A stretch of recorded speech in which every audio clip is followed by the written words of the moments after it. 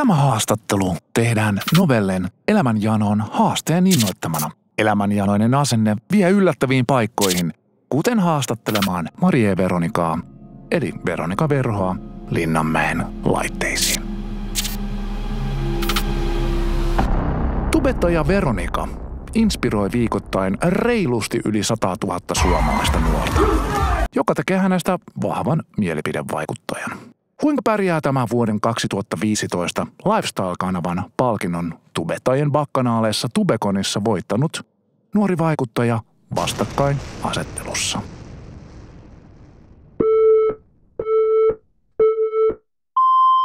No niin, Veronika. Susi, uhka vai uhattuna? Uhattu. Entäpä kasvissyönti vai eläinten syönti? Kasvissyönti. Nykynuorista puhutaan, että ovat kovin konservatiivisia, joten järjestys vai anarkia? Järjestys. Entäpä tunne vai äly? Tunne. No, kuunteleeko Veronika radiota vai Spotifyta? Radio.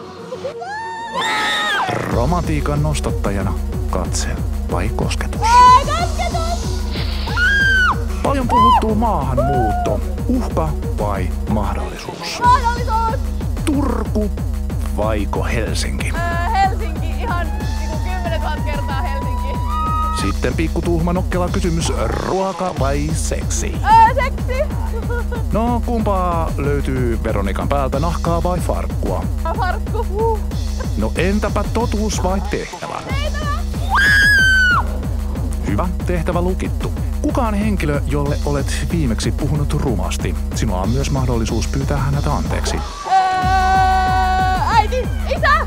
Anteeksi.